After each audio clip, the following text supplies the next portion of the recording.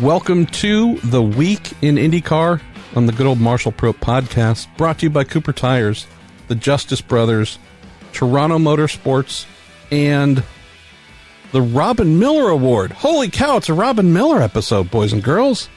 We've hit rock bottom. Yeah, they got these two rummies here to talk about IndyCar. Yeah, we're just going to apologize up front. Let's see. What can I tell you? Our dear friends at Toronto Motorsports, by the way, Robin, have a whole bunch of really cool things coming for their home event at Toronto, a little under a month from now, so there's going to be a lot of exclusives. I don't know, might be centered around some guy named Hinchcliffe, maybe some guy named Wickens, I don't know, but I think they're going to have a lot of cool stuff on site for folks to buy there. That stuff will also be popping up on TorontoMotorsports.com. What else can I mention before we get to the awesome questions we have, Robin? I should say huge thanks and continual thanks to those who have supported my wife and I with the GoFundMe page that the amazing Molly Binks at Racer and Paul Fanner came up with. That thing has just... I'm going to have you write my thank you for that, Robin, because I can't come up with the words. My mind is sufficiently blown. Well, I think that, it goes to show you that you got a lot of friends, and racing people are, there's an eternal good about most racing people. I mean, they have, sometimes they bitch and moan and they backstab and they drive into each other, but for the most part, there's a lot of good people in racing, and it always takes things like this, I think, to kind of bring that fact out that, people rally around people that they like and they want to help. And I think, between all the people on the GoFundMe page and the drivers have helped and the guys at Toronto Motorsports and Roger Work, it's been a group effort. I think you've said those very same flowery words about Paul Gentilozzi many, many times. So for me to be lumped in with him, I am feeling There's a real parallel there. It's lost on me at the moment. So I need to say thank you. My wife also says thank you to everyone for the constant flow of encouragement and well wishes. Let's see. Another thing that's been awesome to see, Robin. Our schedule has obviously been different than it has been in the past, where I try and file 2, 3, 4 stories a day and chasing down breaking news all the time. So as much as I'd love to stay on top of breaking news, we've been having, 3-4 days a week of appointments and procedures and whatnot to head to. So I think yesterday we were in the car for almost 3 hours going to various places. So that's kind of become our new normal. But it's also kind of a polite way of saying, now you're responsible for all the breaking news, Miller. So I'm not sure if you've ever had to do that before. There's a training course I think you can go to. But kidding aside, it's been kind of fun seeing you, just doing the old Robin Miller thing of being on top of what's happening and bringing that to the world. Well, son, you're the one that wrote the Pato Award story, not me. I don't think the only thing I think we're waiting on to break, and I'm not sure. It's Rossi's is the big key for me, and we had a NBC conference call a couple days ago, and I said something about, because all these people keep putting Rossi with Ganassi, and I'm like, first of all, why would Rossi leave Andretti to go to Ganassi? To me, that's almost a lateral move, the way Rossi, he kicks their butt as much as they kick his, and he's the star of the Andretti team, and Dixie is the star of the Ganassi team, and I'm not sure that's ever going to change, nor should it. And they said, well, Chip can pay him a bunch of money. Well, how do you know that? I don't know. I think people are kind of throwing darts, because I think he's going to stay at Andretti, and I think Honda's going to make sure he does. And that's one of the early questions we have on silly season stuff, so we're going to dive into that momentarily. We have IndyCar back in action this weekend, Robin, at Road America, along with the Road to Indy, the completely mad Global MX-5 Cup, the Mazda Miatas, just a train of 50 cars or whatever beating the living heck out of each other. That is pretty awesome. So we have just had one weekend off, and I thought this would be a good point to mention this I know you have been banging this drum for years, Robin, about the brutal April, May into mid-June schedule that IndyCar's had. That brutal run this year, yet again, from Long Beach through Texas. We had a test at IMS between Long Beach leading into the month of May. You and I learned, and we're not going to name names, but the reality is you and I learned about 2 veteran team members who submitted their resignations during the Detroit doubleheader, all due to their state of just mental and physical exhaustion. That should alarm IndyCar. I'll mention one other thing, and this is a fact. It's not a rumor. I'm also not naming names, but I know of one veteran crew member who was driven to their limits, who actually engaged in self-harm as a result of the unending schedule and pressure applied year after year with this insane April through mid-June stretch.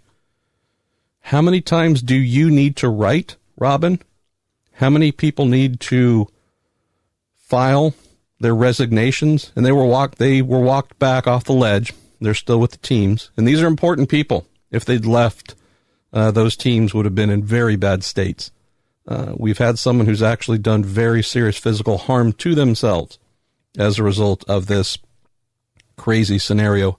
How many of these things need to happen, Robin, year after year, before you think someone will actually look at, okay, we are wearing these folks to the bone, and it's actually manifesting in some very real problems? Well, I think if Jay Fry could do it, he would have already done it. But I asked Roger Penske, I think during our qualifying show on NBCSN, can't we just move Detroit back a week and give these guys a break? Just give them a break, a 1-week break, and that would help solve so many problems. And he said, no, we're tied into this date with this. So, I mean, something has to be done, just because, and all the experts weigh in and say, wow, these guys, they don't only work 6 months a year.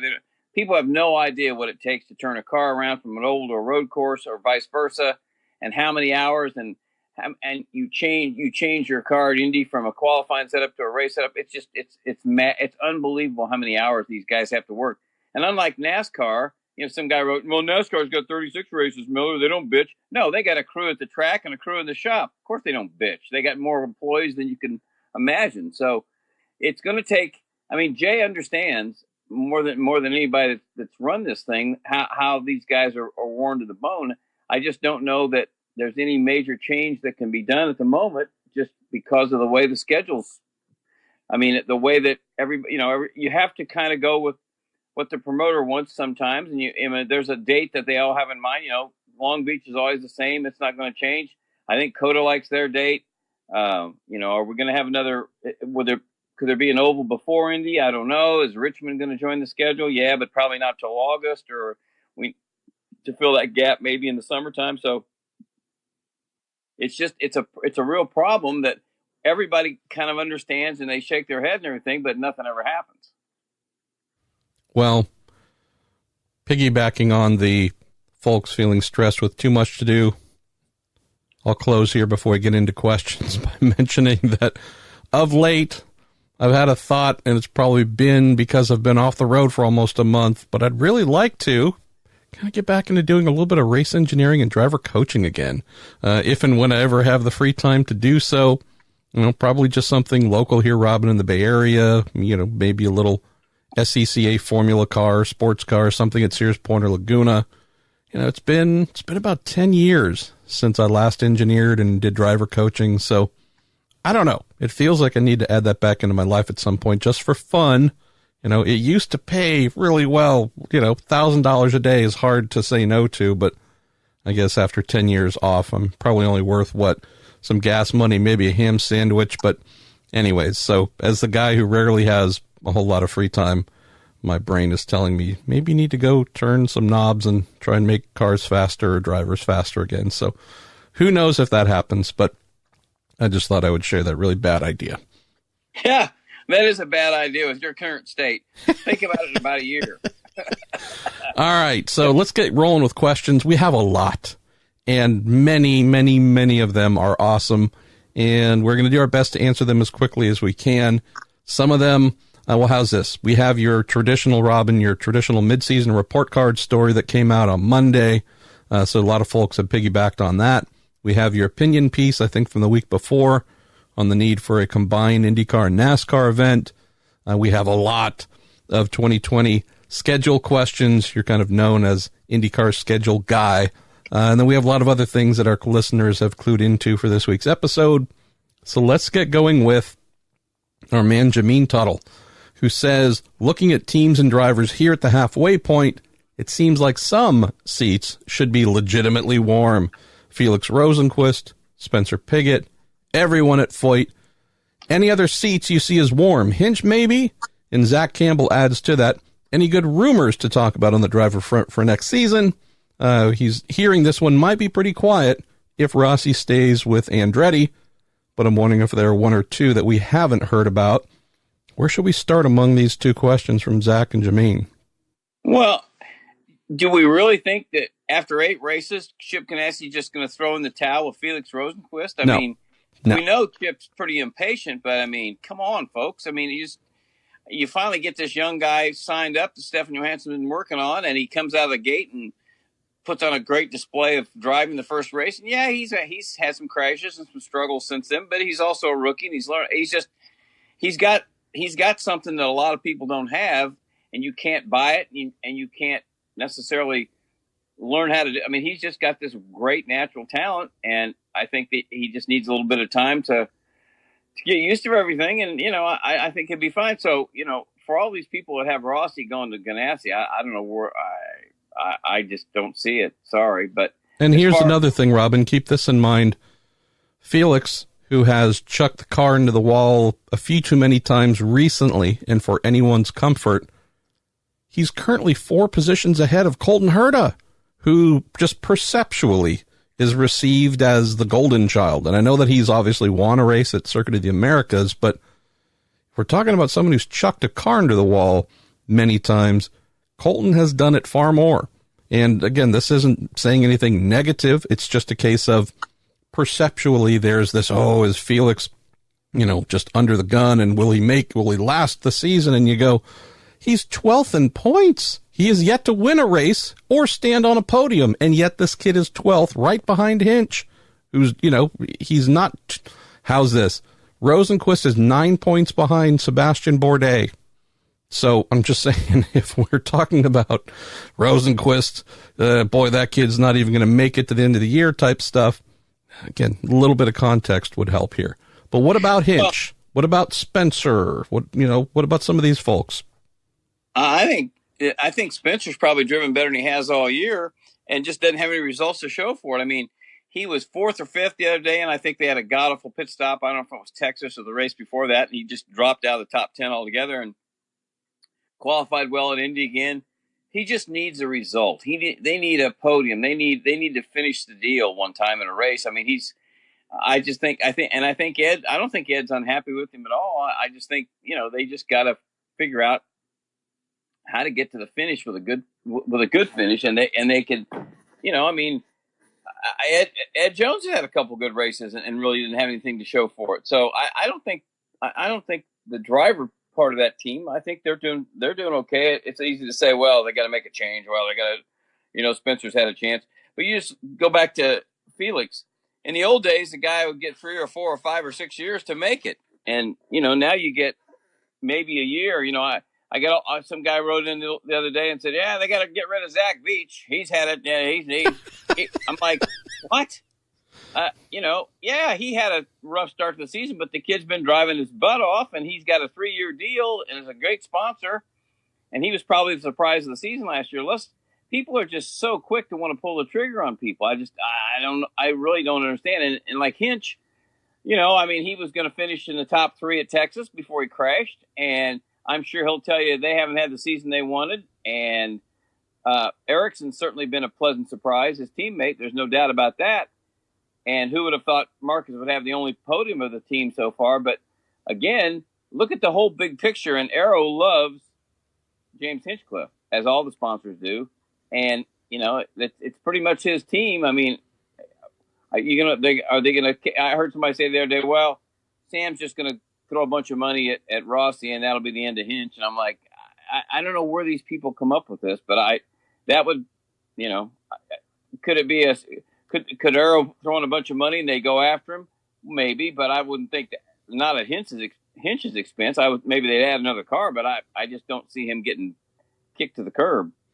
Yeah, I've also heard that Newgarden, Penske's really disappointed with him. Only has 3 wins this year, so I've heard, actually, don't tell him this, but Road America's his last race for the team. That guy's done. They're going to let him down easy, and they're going to make him drive home from Road America. Whatever happened to Joseph Newgarden? The guy just flamed out. And on the Spencer portion with the Ed Carpenter team, another note, and hopefully I can finally get this thoughts on each driver little complimenting piece that I've written to go with your midseason report card. Keep in mind the team has had some form of major engineering change on one car. I think 2 years in a row now. It's been a couple years since there was true year-to-year stability.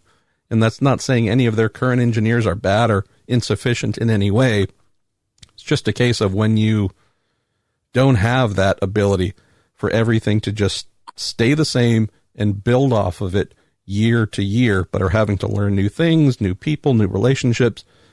You always have some kind of variable that makes it hard to be, consistent and do nothing but go upward. When you have these little, call it setbacks, you have to figure out and learn. That's why you'd say Spencer maybe has not been as consistently up front or near the front as we would hope. We got one about Foyt. The Foyt team we'll get to a little bit later. Trying to think of any other real driver rumors, Robin, that come to mind that we have heard that might be considered credible.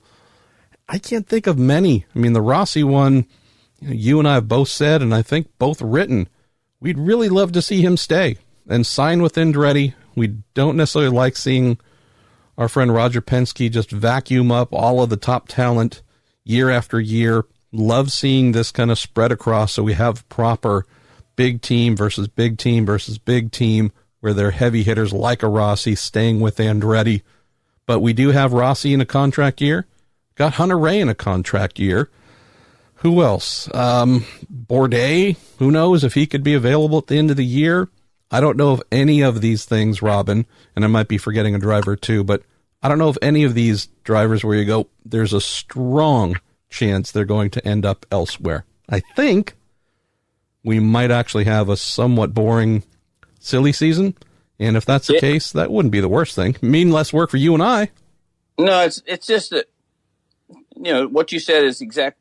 Just leave the balance of power the way it is. Dixon's at Ganassi, Hunter Ray and Rossi are at Andretti. Penske's got his strengths, and everything else falls into place. But we need to keep that separation. We don't need one team to be front loaded with all the talent because it just makes it boring. And I think that, we've had 6 different winners this year in 9 races, and Newgarden's won 3 and Simon's won 2, but it's still tough to see who's going to win a race and who's going to win the pole and who's going to lead the most laps, and that's why this series is fun to watch and fun to cover. All right, let's go to our next one. Andy Byrne says, I'm heading off to beautiful Road America this weekend. And he's one of a number of folks who've asked, I don't see Dragon Speed on the entry list, even though it was in their plans. Should this be a cause for concern? Don't think so, Andy. I have texted Dragon Speed team owner Elton Julian twice since Sunday, where they competed with 2 cars in the 24 Hours of Le Mans and had an abysmal event. I mean, to the point where Elton, I believe, posted something on Instagram, Robin, of him sitting in the paddock at Le Mans after the race with his feet kicked up on a little plastic chair and made some sort of mention of just not wanting to talk to the world. He was so disappointed with whether it was a car getting caught up in a crash, his LMP1 car with nonstop electrical and gearbox issues. I would just say, Andy, and to those who've asked, the amazing thing about Dragon Speed is they are self-funded. They have announced they intend to expand their IndyCar program for next year, Robin, which is amazing, but they don't have sponsor X that they have to appease. by turning up to any race. It is, we'll just say, voluntary for right now.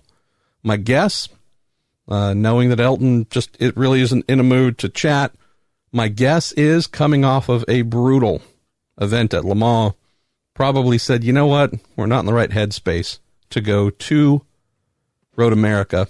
And if that's the case, wouldn't surprise me. And B, they certainly have the ability to turn up anywhere else they want to at any point in time. So let's go to Steve Straub, who says the aero screen coming next year will likely severely limit external access to the cockpit. Is the AMR safety team involved in the development process to ensure sufficient cockpit access is available to extricate drivers after a crash? Steve also says, will new safety tools be needed to remove the screen after a crash? Can just mention this, Robin, that at least watching how the prototype of the aero screen, call it Generation 1 aero screen from last year, was done in its very first on-track test at Phoenix, again at Indy Speedway and such. Sure saw a lot of good old Doc Terry Trammell there, making sure everything looked right and checking a variety of things. So my guess, Steve, and Robin, you can probably share some here as well. I mean, anything like this, no matter who designs it or is in charge of designing it, you're going to have IndyCar's Director of Engineering, Jeff Horton, there. You're going to have Dr. Trammell. I'm sure they would have some members of the safety team involved because, to your point, Steve, it's one thing to bolt a thing onto a car for safety, but if it requires others to interact with it, you sure as heck want to get them there in the early stages to look, suggest any tweaks or changes, see if they can work with it, etc. That's kind of the standard practice, right? Well, as long as it took them to come up with this, because they were painstaking in their efforts to make sure the drivers could see there wasn't a reflection of it, of course they're going to take the safety and the extrication. I mean, they didn't throw a dart at the board. I mean, I think they've really gone out of their way to make this thing as good as they can without losing the quality of an open wheel car and an Indy car. And, people just relax, folks. They took a long time to come up with this process because they looked at every part of it. And I think, could there be some surprises? I'm sure there could be, but I don't think anything major is going to be a surprise. I think they've gone out of their way to try and do the right thing and make sure this thing works as best can be. And like you said, Trammell's there and all the safety guys. I mean, I don't think that's a concern at all.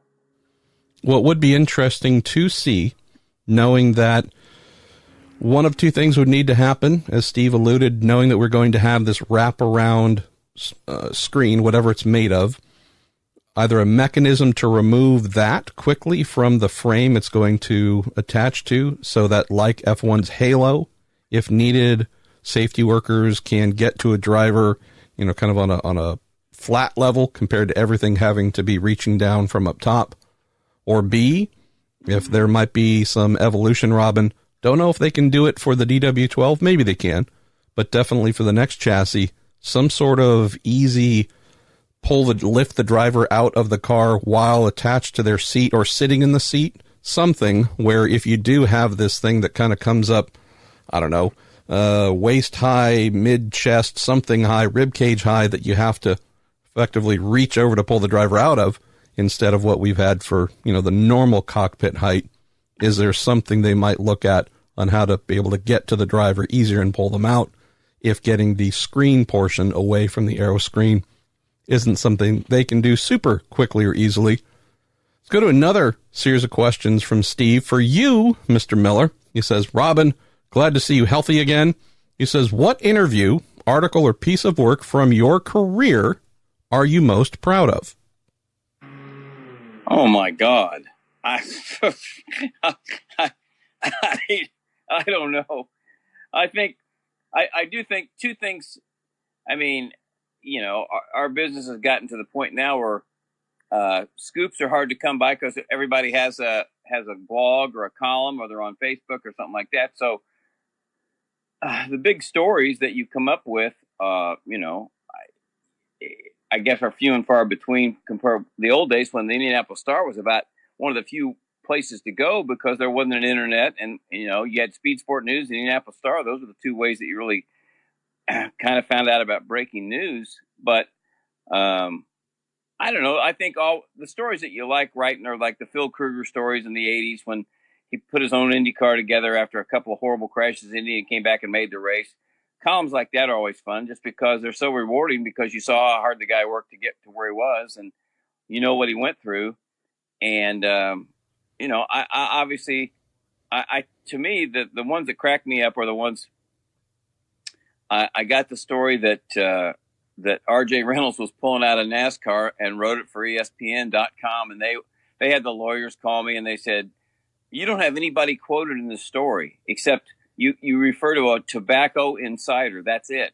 And you want us to put a story out there that R.J. Reynolds, who just announced they'd re-up for 5 years, is pulling out of NASCAR? Are you serious?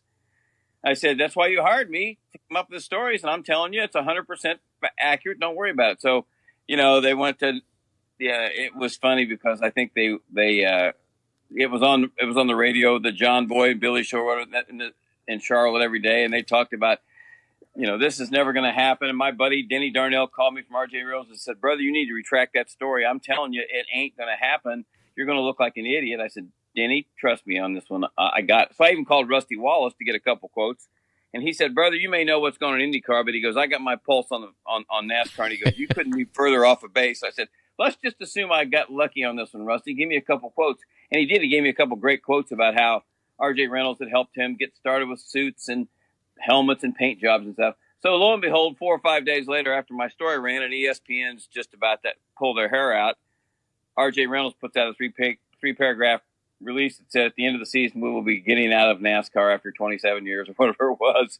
So I hadn't covered a NASCAR race in like 7 years.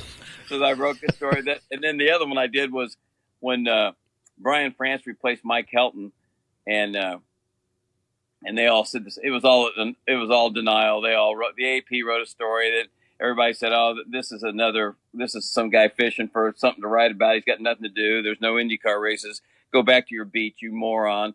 And of course, that they had to move their press conference. It was supposed to be on a Tuesday, and instead they had it on Saturday at noon at Loudon because the word was out. And Mike Zizzo was the NASCAR PR guy. Now I remember him calling me up, going, "You son of a bitch. You just made my life miserable." This thing was going to all fall together on Tuesday, and now we're going to have this emergency press conference. So those are two things that are just fun because NASCAR's not my beat, and I hadn't gone to NASCAR races, but I had two really, really good sources that turned out to be absolutely spot on. And you always hope, you always hope when you write stories. I mean, when Tony George put IndyCar back, when he put Champ Car and the IRL together, I mean, I met him 3 or 4 days in a row for breakfast, and we just went over our notes and stuff. And I'd write a couple of rough draft stories, and I'd send him to him an email, and he'd write back and say, we can't say this yet. This isn't going to happen. It's too delicate. We can't. So we kind of worked together on that. I was happy that, I was pretty tough on him, and I was appreciative that he was that honest about this whole situation, and we kind of worked together on the story. And I don't think anybody would believe that could have happened, but that's how it did it. And then we kind of broke it. So it was, that was satisfying just in the fact that we kind of buried the hatchet and worked together on a story that now that after the split and all the hard feelings and the hate and everything, now we got a series that's probably the best in the world. And now you and Tony go roller skating every Saturday night too. It's amazing how far you two have come. Well, yeah, roller skating is probably that might be a stretch. I'm not sure we're roller skating yet. Sorry. We could be skateboarding. Let me throw in 2 items here just from a pride standpoint, and I would say that these are just things that only Robin Miller could do. And they're both fairly recent. One of them was arranging your Mount Rushmore and the interview and DVD that has come out of your interview with. No, it was Mario and Parnelli and Gurney. It was just the 3 of them because AJ was in the parade. We couldn't get him.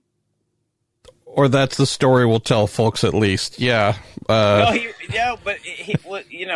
we were all, everybody was bummed because that would have, and that truly is a Mount Rushmore. And it's interesting. There's a mailbag question today, and a guy says, Miller, tell me why we should include Parnelli Jones in Mount Rushmore. And I'm thinking, this guy's kidding, right?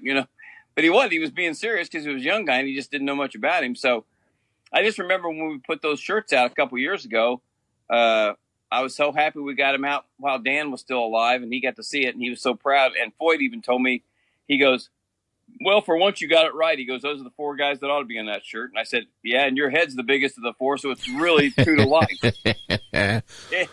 So that, and we're getting close, hopefully much closer to this coming to light, and I realize I'm acknowledging something that folks haven't seen, but only Robin Miller and Steve Shunk could have pulled off the Uncle Bobby roast last year, which we will have in both video and audio form. The cast of characters you pulled together to absolutely murder Uncle Bobby. And then also so there were effectively 2 roasts.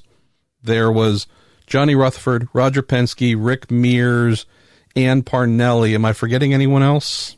Let's see. J.R. Mears, Parnelli, RP. Roger was there. And he cursed. He cursed, too. Yes, he did. We have that on film, on tape. You do. So... And then we had the family, the full Unser family up there as well. We had, they roasted him. There was a second roast in the same roast. So only you could pull that off. So I can't wait for folks to see and hear that. It's the absolute best. Let's go to Steve's second question. If you could go back in time, is there anything about your career you would change? Well, working with Pruett, high on the list. Instead of owning my own race car, I would have probably given somebody some money and just drove for them because it was pretty much proven that I had no business owning a race car. But it taught you a lot of things about probably not how to do it. And you had a lot, I drug my midget all over the country. And if I wrote a book, it would be, mistakes you don't want to make driving a midget or owning a race car, basically, because if you could do it wrong, I usually did it. But, that's what, I was lucky, I get to work on pit crews and I just think the whole concept of towing your own race car down the road and getting guys to help you at the track. And a lot of the guys that I raced with and against, they were some of my best mechanics because they were pretty sure I was going to kill myself because I was too stupid to do anything mechanical. And they would always say, why don't you just give somebody some money and go drive for them? What are you doing? Why do you own your own car? Well, because nobody was going to hire me, so I had to own my own car. That's pretty simple. Fairly familiar story here, too. Familiar. And last one from Steve. Any bucket items, any bucket list things you hope to accomplish before you retire? And I love the suggestion that you're ever going to retire. Well, first you say retire from what? Because I've had the world's easiest life and greatest jobs. No, I think, everybody always says, oh, let's go race a go-kart or let's go do downhill skiing or let's go try this or let's go jump out of an airplane. I think the only thing I'd really like to do again, or would go maybe hot lap a midget at Kokomo because they banked it now. Kokomo or Lawrenceburg because they're pretty tacky and it's a pretty cool place. And if you're out there by yourself, and you wouldn't take anybody with you. And so then if you end up, crashing or flipping or whatever stupid thing you might do, it's only going to be yourself you hurt. But I think it might be fun just to do that. And then I would just like to go real slow around the speedway once in a real roadster with a real offie and a big long straight pipe just to hear what it sounds like and just to feel what it, just to see what that would feel like sitting up high in a roadster, just going around the track real slow. I think that'd be kind of a cool vantage point. Definitely need Parnelli to coach up on that one. Maybe drift her through turn 1 a little bit. That would be a blast. No drifting. No. Oh. 50 miles an hour would be fine. 150. Got it. Andy Bauer says, this is great. We also have there's an associated question from Chris Cortez. Andy says, would Harding Steinbrenner survive if Colton Herta signed with another team? He also asks, says continued prayers for me and my wife, and asked, does she have a favorite driver or team? I did ask her just a little while ago, Andy, and she said favorite driver Sebastian Bourdais because she really enjoys the hamburger and french fry and bacon videos that we do. And favorite team is Rahal Letterman Lanigan Racing because she claims Bobby Rahal and I are drinking buddies. And we're buddies. haven't done a whole lot of drinking yet, so maybe I need to live up to that. But back to Andy's primary question, would Harding Steinbrenner survive without Herta? And then I'll get to the second related question after that. No. I don't think so. Nope. I think, and here's the thing. So, we go back and forth. Are they going to make it? Can they make it? Is Steinbrenner going to just have his own team someday for his son? And of course, Colton would be part of it. Is Michael Andretti, who I think might have him signed up, is Michael Andretti just going to say, look, we're going to run 5 cars and you're part of our team. And we'll just take if Steinbrenners can raise some money, that just goes into our team. That seems to me to make maybe the most logical choice. I mean, I hope the Harding Steinbrenner thing keeps going, and I hope guest sponsors, I hope that turns into something, I mean, it's a start. I hope they can keep it going, but it's just tough to find money. And here you got this kid that's 19 years old that, I mean, they didn't make 19-year-old kids like that 30 years ago. Sorry, I never saw them, or 40 years ago. It just didn't happen. So I'd say that's a really good question as far as will it keep going. But I don't think there's any doubt with that. I think Colton is the driving force. I think that's the only reason to have that team. And this as well, Robin, Michael Andretti and Mike Harding, very good personal friends, just away from whatever business there may or may not be going on. Those two are very good friends. Right. We can also say that young George Steinbrenner, the 4th or 5th or whatever he is numerically, he obviously last year, for the last 2 years in Indy Lights, 17 and 2018, was a business partner with Michael Andretti, co-entrant on the Indy Lights car driven by Colton. So if we talk about this scenario of if Rossi were to leave, we don't want to see that. But if we're talking about who are we confident could be the team's next Rossi, that's a kid by the name of Colton Herta. So I would say that one way or the other, Michael Andretti, Colton Herta, Alexander Rossi, if any movement happens, I am fairly confident that all 3 of those folks are going to be in a very good position. Seeing Colton slot into the car vacated by Rossi, if that were to happen, I don't think that would take a lot of effort. Also believe that, we wouldn't want to see any of the crew at Harding Steinbrenner out of work. I don't know if there could be any absorbing of them to run that. Who knows? But yeah, without Colton in that HSR number 88 Honda, I just don't see that team surviving. Next question, related one here, Robin, from Chris Cortez, says, was the Guess, the biogas company, was that brought to IndyCar by IndyCar, or was that brought by Steinbrenner? And he says, if Guess did come by way of IndyCar, what is Steinbrenner adding to the series? He says, I've got nothing against him by any means. It just seems a lot like a lot of the fudge being thrown around online at the Harding Steinbrenner team is aimed at the H, Harding, and not the S, Steinbrenner. Just curious what you know about the inner workings of that team. It's a great point, Chris, and that's very true.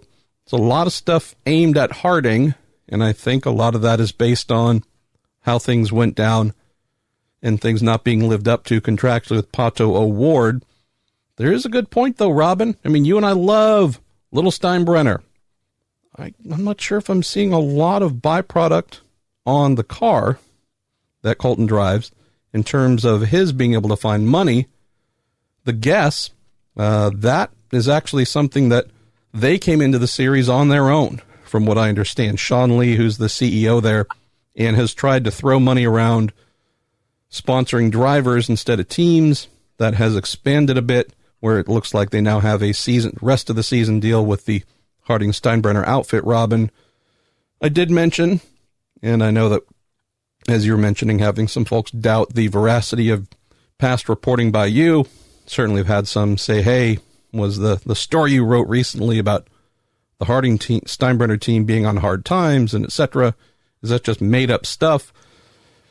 Didn't really get into a lot of the behind the scenes stuff, but I think you can also confirm there's some pretty serious questions about who cares what the sponsor name is on the side of the car or any claims made in a press conference. It's one thing to claim things. It's another thing to actually pony up and pay for those things. So Any general thoughts here on the team sponsor, Steinbrenner himself contributing, and if there might be more unfair stuff thrown at Harding than his co-entrant? Well, I just think that lots of times, yourself, you don't write everything you can't. And I think Hank Steinbrenner spent quite a bit more money than maybe he intended to keep the thing, to help keep the thing going earlier this year. And I think I'm going to call him when the season's over just to say, hey, do you want to have your own team someday? Do you have are your people out pounding the bushes looking for money? Or, how does the Steinbrenner name fit into this, going forward? Because I know he wants George Michael to do that. I mean, he sees how much passion the kid's got, and he wants him to stay in this for a long time. So he's willing to help, and he's always said, I'm willing to help, because I just don't want to write I don't want to write a big check. Well, I don't know if he's written a big check, but I think he's written some checks, probably more than he intended to, because they haven't got that. I mean, and Guess is a wonderful start, but I guess we were thinking with Steinbrenner, we're going to have this multi-million-dollar deal overnight because it's the New York Yankees, and he's got every connection known to man. Because I was talking to him one day, and I said, how about, what about some of your baseball connections, Hank? And he said, well, I wish we had a Toyota or an Audi engine, because those are two of the biggest partners we have at Yankee Stadium, and I could get them to jump right in. So obviously that's not going to happen. But I just think until you really talk to the guy, I don't think he's done anything that he didn't. I don't think he's reneged on anything he said he was going to do. He just said, I'm going to help my son, but I don't really plan on writing a bunch of checks. Hopefully everything works out here with Guess.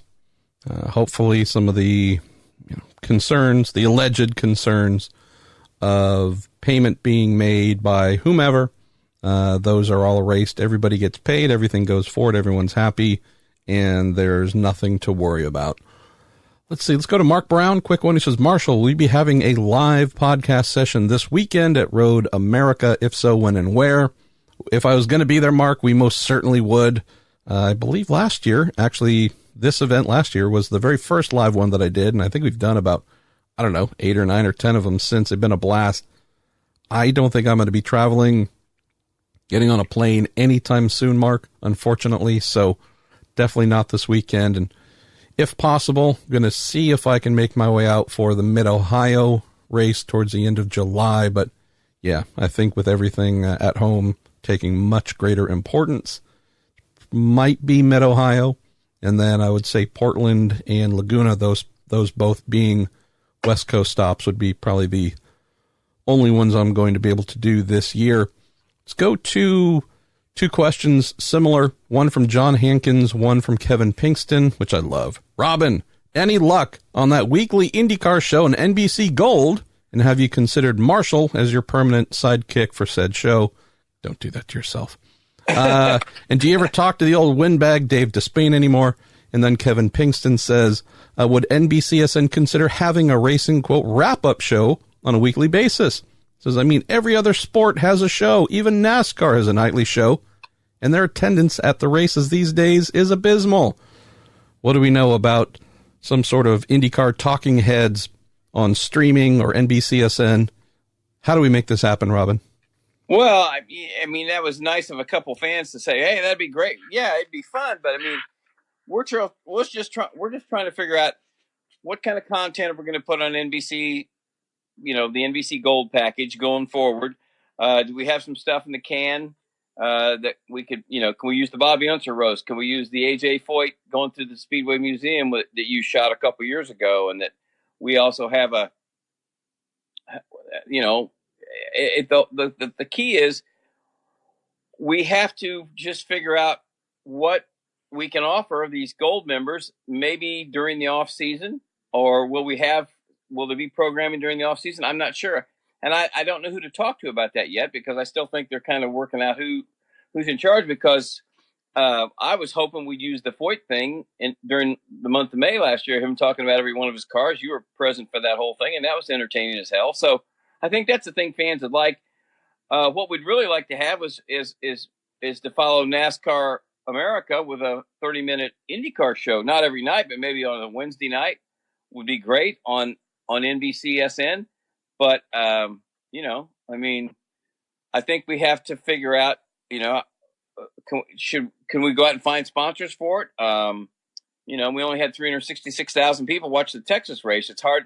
You know, NBC has done such a good job of promoting the series, and like never before. And you know, they need to be paid back. And I don't, you know, that kind of a rating certainly didn't pay back. And I realized it was Saturday night, but God, it was a good race, and nobody watched it. So it's just it's tough. I mean, you know, they're the Motorsports Network. I mean, they got IMSA, they got NASCAR, and they got IndyCar. And I keep thinking maybe it'd be great if we could have a show someday. And I know my boss Rich O'Connor. I think he's tried to push it, but you know, there has to be. They spend a whole bunch of money to start with, and you've got to, you know, I think you got to have a pretty good plan of attack. If you approach them and say, "Hey, how about a weekly show?" and they say, "Well, how about, you know, you have a sponsor for it?" And I think if they said, "You come up with X amount of money and maybe we'll talk," I think just some direction like that would be good, and maybe we could take off on that and figure that out. Mug and Bun, sponsored by Mug and Bun. Yeah, well, I think we got all the problems solved, and it's a great point. Definitely raised by John and Kevin here. I know that we both have such high regard for Rich O'Connor. NBC Gold does stand out, Robin, as an amazing possibility. I don't know what it's going to be yet, but knowing that it is streaming, knowing that it does not have, in theory, the pressures of live television production, it could easily be something that was simply filmed and presented not live, but just on demand. Hey, here's a couple of people talking about things for a half hour. Here's some stuff in the archives. Here's some stuff you've shot, I've shot, whomever has shot. I think I'm hoping there's a recognition that there's a lot of folks who care about IndyCar, realize that there's a lot of content that exists or could be created. And if TV, cable, broadcast, if those things are a bridge too far, financially or otherwise, I still think I think there's something really great that could happen with NBC Gold related to IndyCar, heck, IMSA as well. If there was a willingness to say, all right, well, hey, let's all sit down, and what ideas do you have, and what are the roadblocks, and how do we work past them? Because there could be some really cool content there to be had. Let's go to Lance Snyder, who says, Robin, will those considered for future Robin Miller Awards have to have been fired from at least one IndyCar-related job in order to be considered?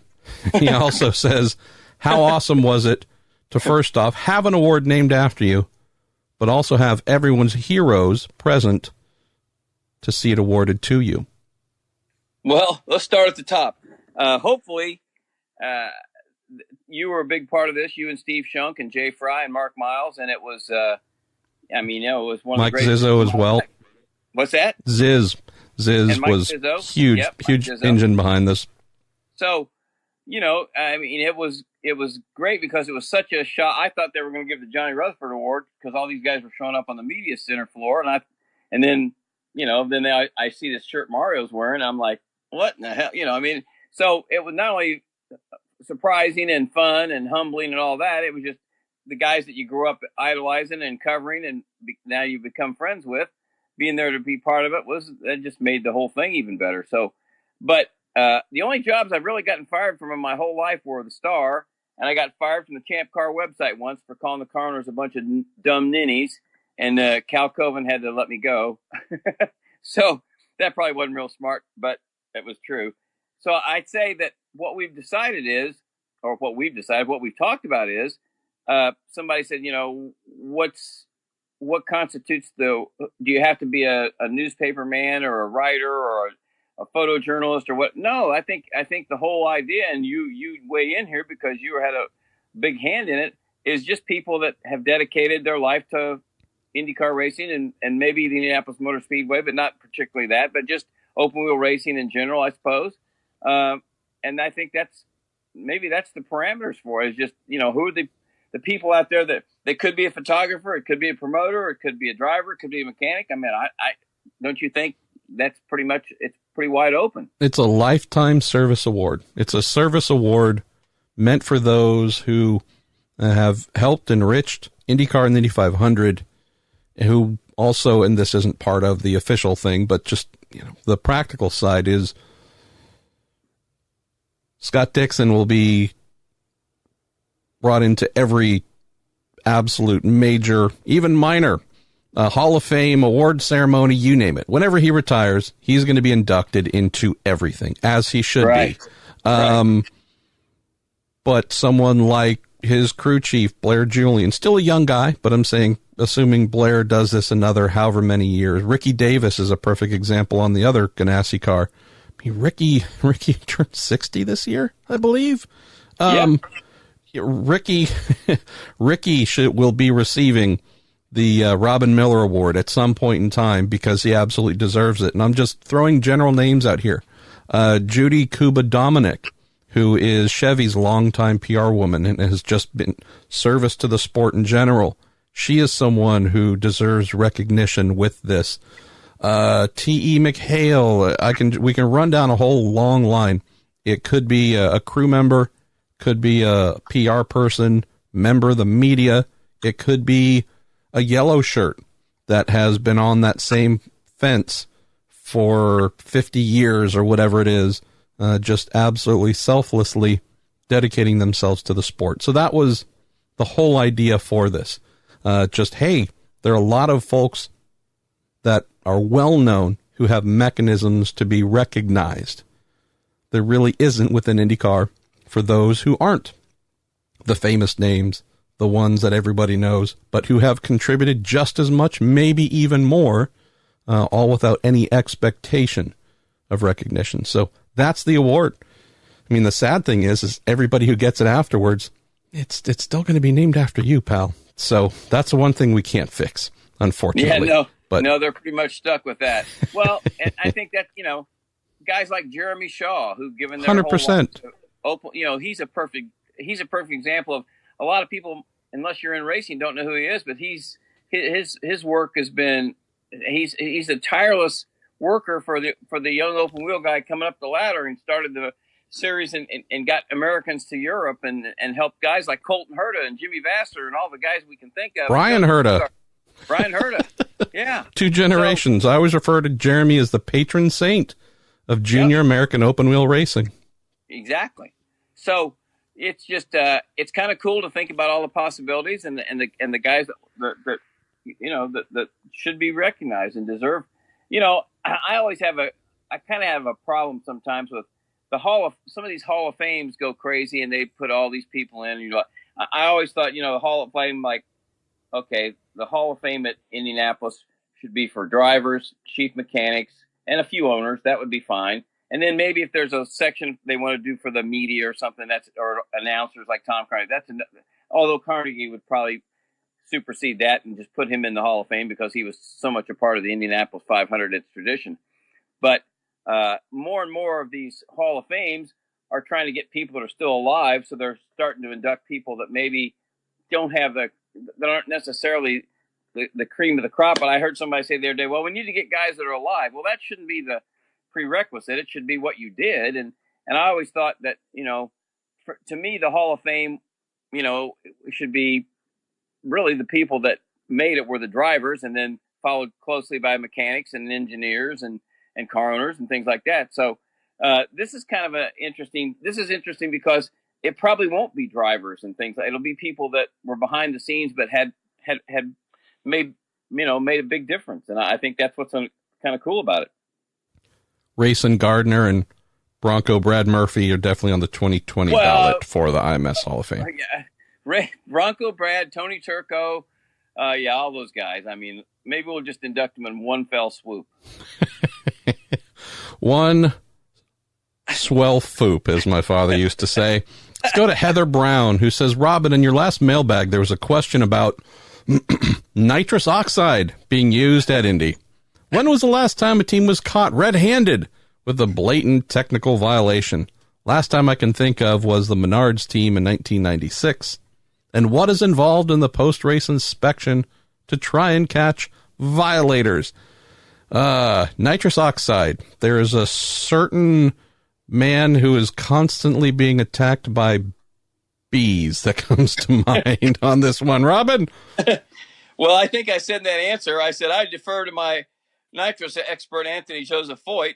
I still think, was it Daytona that he had nitrous going through the roll bar, and they said they were going to cut the car up unless he admitted it, and he had to start last instead of being on a pole? No, I mean, I look, I just assumed at all points in time the lining in his driver's helmet, was actually a little kind of balloon thing with nitrous, and he had nitrous-soaked socks, and, his suit was made out of nitrous. Yeah.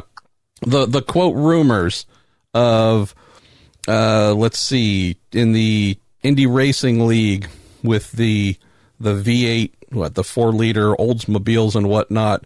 Heck, I even remember the accusations in the Infinity Pro Series of them trying to soak the air filter covering the intake trumpets with basically liquid nitrous oxide. And, again, just whether it's true or not, although I seem to recall you mentioning something about this possibly and getting punched for it. Yeah, this is part of the Foyt legacy. True or not, but regardless, that's a pretty good one. The thing that's interesting is that AJ's pretty funny about it. AJ's like, hey man, it ain't cheating if they don't catch you. I'm going to take advantage of what I think him and Smokey Unick were buddies, and Smokey was certainly a master of using nitrous and things like that. Somebody I think in the mailbag had a theory that the Penske team used nitrous oxide from some kind of did you happen to read it, Marshall? I can't exactly remember what it was, but it was like somebody up in the fourth turn, they had some kind of way to figure out how to use nitrous just when they got on the straightaway or something like this. The craziest thing I've ever seen.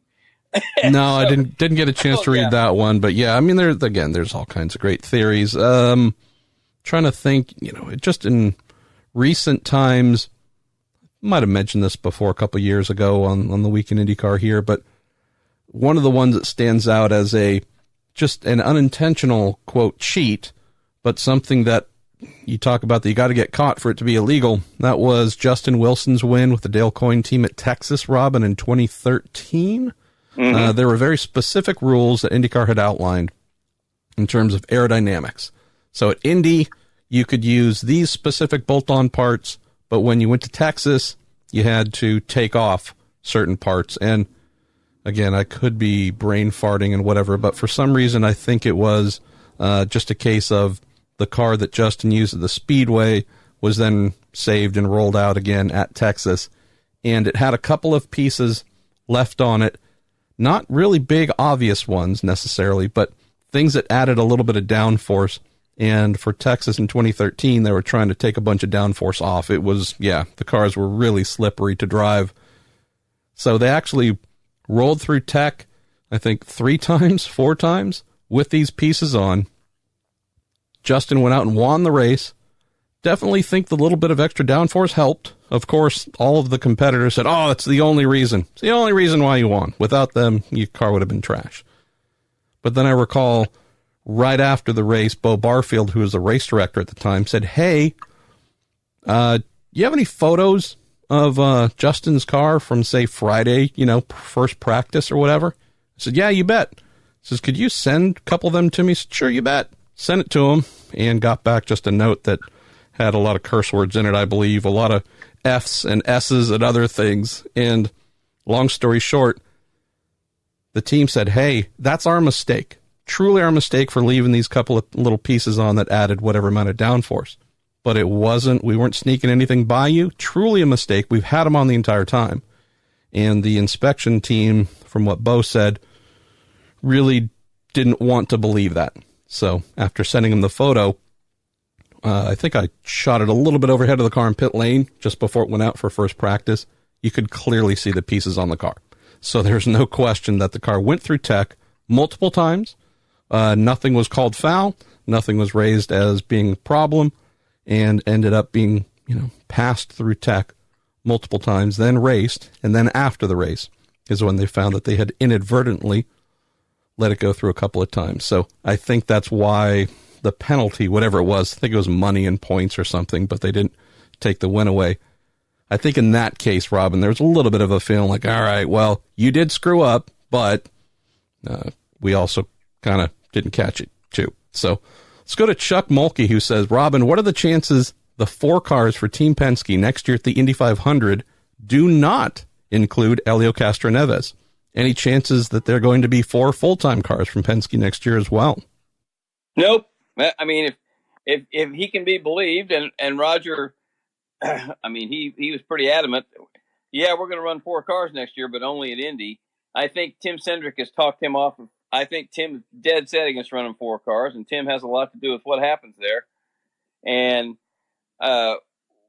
some people are like, well, this will probably be it for Helio. Well, I don't know if that's necessarily true. I mean, I'm not, he didn't have a great month of May, but, he kind of got a bad call in the pits that kind of ruined his day. I don't think that was his fault. And then you had James Davison pretty much admitting, it was his fault that the whole thing happened. So he took the blame for it, which was pretty manly. I admired that. And Helio was the guy that kind of got burned by the whole thing. But, I think as far as Roger Penske, wouldn't he be looking at Colton Herta right now? I mean, of course he is. He's got to be. I mean, how long was Will? Okay, Pagenaud's contract was up at the end of this year. Well, he's going to get 2 more years because he won the Indy 500 and won the pole and won Roger's heart. And good for him and good for Ben Bretzman. But, then you got Will's, 37, 38. He's going to race 2 or 3 more years and his next contract comes up. Well, what if Colton Herta is available? I mean, what's Roger Penske going to do? I mean, Joseph Newgarden is in the prime of his life. He's going to be there for a long, long time. So, would Roger Penske run 4 cars if it meant getting Colton Herta? Maybe would he do a Rick Mears deal? I think I said that in the mailbag.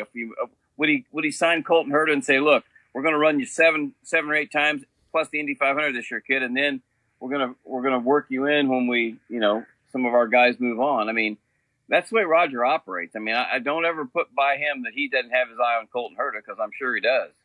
Yeah, and as you and I have understood for a while, the team's decision to drop from 4 cars down to 3 was a Tim Cindric thing, and that's nothing negative. That's just what he felt was going to be best for them. And look, they've been doing pretty good in the championship of late. Another just couple of quick things, as you said, from an age standpoint. Roger has 3 IndyCar drivers under contract. One is 28 in Newgarden. One is 35 in Pagenaud. The other is 38 in Power. Simon obviously has 3, 4, 5 years left, however many, who knows, but definitely he certainly continues to be in a really strong position. Power as well, still kind of the never know what you're going to get from one weekend to the next from Will type thing, but he's still been doing well, and I think he can keep driving for however many more years. But Roger is faced with 3 drivers, almost all 3 of them at or over the age of 30, looking to someone a little bit younger to pair with Newgarden for years to come is a pretty smart thing, and who knows from there. But yeah, definitely an interesting thing to consider, knowing that they are kind of sort of in a position, Robin, where they're going to need to freshen just from an age standpoint. And also on the topic of Helio, would just say that the folks at Pennzoil do a lot of stuff with him, commercially, promotionally, you name it. So knowing how they have been a part of Helio's Indy 5 or month of May package for a little while now, not seeing Helio in the car for someone else, I think Pennzoil might protest a little bit there. Got one here from Ed Joris about this weekend. Says he's heading to Road America. Quick check of the weekend schedule. Robin reveals that schedule's a little bit light. IndyCar, the Road to Indy, the MX5 Cup cars, and the Radical Cup. Aren't they playing with fire? Should they talk to the World Challenge Series about coming back next year? Plus, he says the race starts before noon. Many fans will still be hungover or half asleep. Makes me sound like Ed maybe hasn't been to the modern event at Road America, because all the things that are being presented as possible negatives, maybe with the exception of adding another series or 2 to the schedule, sounds like everything else that I know of has been received as a positive. Well, no doubt about it. And I think it all goes back to when George Brugenthies brought IndyCar back and said 3 years ago, and he said, it's going to be my time, which is going to be in June, and it's going to be my starting time, which is going to be no later than 1:00, because I want people to come from Indianapolis and Chicago and not get home at 4 a.m. And that's when if you don't want me to have a race in the middle of June and it starts at 1:00 in the afternoon Eastern time, then we won't be racing here. So good for him. He stuck to his guns. I think the people like it. There's a lot going on. There's Indy Lights. There's all the other series. There's something going on every minute, as you know. And I mean, it's just if you enjoy road racing, there's no better weekend. Period. Also, just throw in that there are indeed some tracks, Robin, where if there is nothing happening on track, there's kind of not a lot to do. You know, you're pretty much bored in waiting for something to happen on track. Road America is not one of those tracks. No. Between going and gorging yourself on amazing food, you have really good access to the drivers. One of the great parts of Road America is we're going to watch this session, whatever it is, over in turn, 3. In the next one, we're going to walk over and watch it at turn 8. It definitely, in terms of keeping active, filling time, not that having a really good series like World Challenge wouldn't be an awesome thing. I just don't see them failing to be on the schedule as any kind of real detractor here. John Sable, thanks, John, for always sending in awesome stuff every week. John says, considering that Graham Rahal's amazing Miller throwback livery for this weekend, can we just name Road America the, quote, throwback race each year and get all the cars painted up in classic designs? I can't think of a better place than Road America, and while on this topic, which throwback livery would you choose for year 1? Oh, well, I don't know. I mean, that always sounds great. But you've got your current sponsor to think about, and who's going to, are they going to be okay with you wrapping your car and something that happened 15 or 20 or 30 years? I mean, there's a lot to take in consideration. We love the fact that the old paint schemes are cool and we identify with them, but, well, I don't know. I'm not sure whose paint scheme I would pick. I want to know who would our number 1 favorite paint scheme be? Yeah, if you and I could choose a retro livery to bring forward, which one would we choose for the first year of the Road America throwback race? Oh man, I don't know. I just the Johnny Lightning car I think would be pretty cool. Yeah, and I can't think of a logical connection, meaning a team or manufacturer so much. Right. But I would say the baby blue Jorgensen steel Eagle. Oh, that's just my eyes had never been happier. So yep. I'm not sure who would wear that. Probably have to be an American. Nonetheless, yeah, that's something that I think would be pretty amazing. Also mentioned that my cat Rocky has jumped up here and has decided he either wants to play or be fed. But what else is new? Let's go to Tim Calabro, someone else who always sends in some fun stuff. He says, Robin, I imagine you have a few bits of memorabilia scattered around Casa de Miller. What is the most precious to you and why? Oh, my God. I mean, all my old Floyd Clymer yearbooks are pretty cool, but I think probably the best thing I've got is this great big picture of Dan Gurney kneeling down next to Jimmy Clark. Dan had run out of fuel leading the race, and then Clark won the race, but he also ran out of fuel. And it said, to Robin, you're a brave man. All the best, Dan Gurney. Spa, Belgium, June 1964. Woulda, coulda, shoulda. I think that's probably, my most cherished thing, just because of, who's in it and what he said. But, I think I was just looking. I think I got 5,000 pictures that I bought or stolen from the internet or whatever I've done here lately. And I think I've got almost every racing book that's ever been written. And you're thinking at some point, you and I should be banned from any memorabilia show because we go nuts. And someday you're going to go, okay, now what are you going to do with all this stuff? Because who am I going to get? I guess I can leave it to Shunk, but he's got almost as much stuff as I got. So it's it's funny because you just keep buying stuff, and I just stole a bunch more pictures off the internet to have my boys make copies of, and you're like, okay, now why do you keep making all these pictures? Well, what's the reason you do this? Well, I'm not sure. I'm not real smart, and I there's no words, so I don't have to read it. I can just look at it.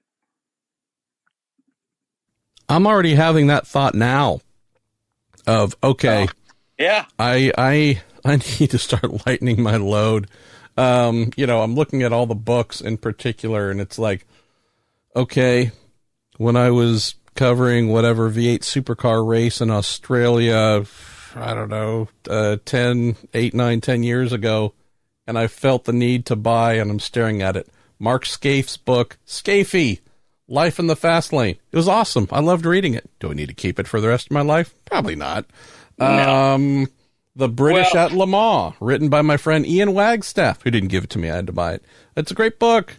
Do I really need to hold on to this, 5-pound book about British people racing at Le Mans? Maybe not. So I don't know, man. The knowing that I'm going to continue to have a lot of time at home, probably for the rest of the year, I think the rarely used Pruett eBay account might be liquidating a heck of a lot. Not necessarily because, I need $12 for an old book, but just because, at some point in time, my possessions are going to possess me if I'm not careful.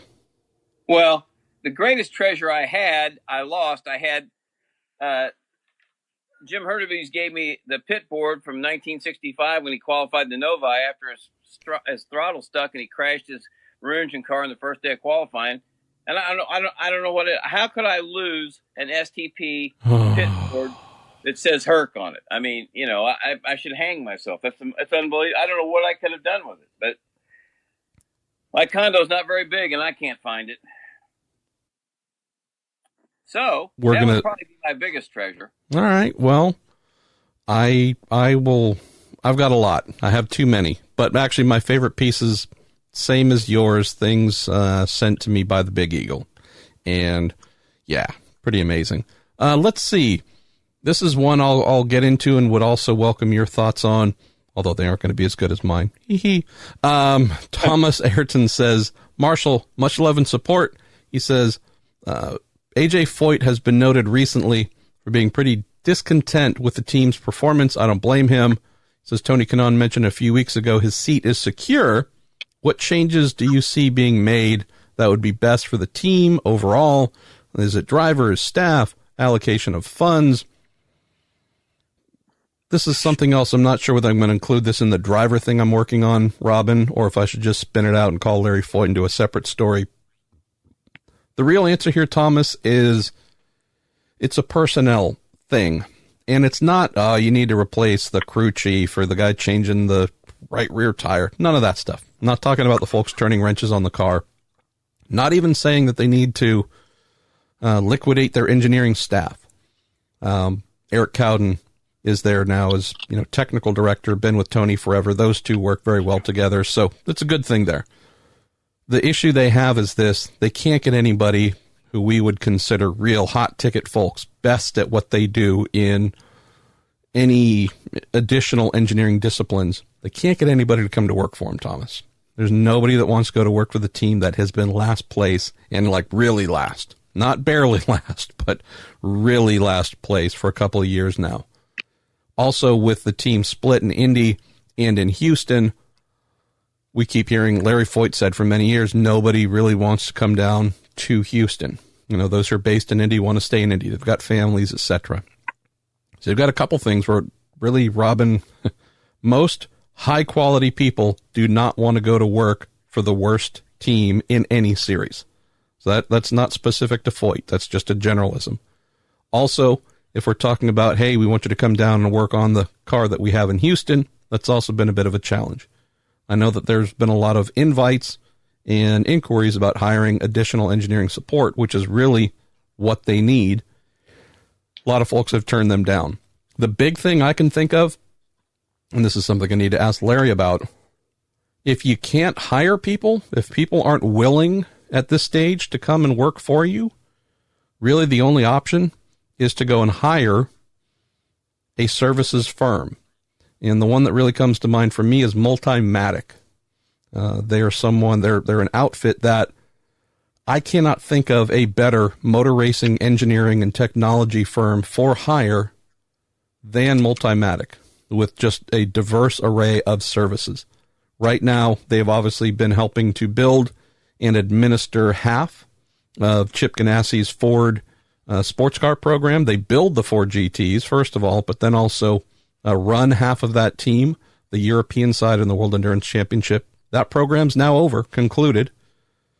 They also work directly and very heavily with Mazda and IMSA with their prototype. They build that prototype as well, but they're also heavily invested on the engineering side.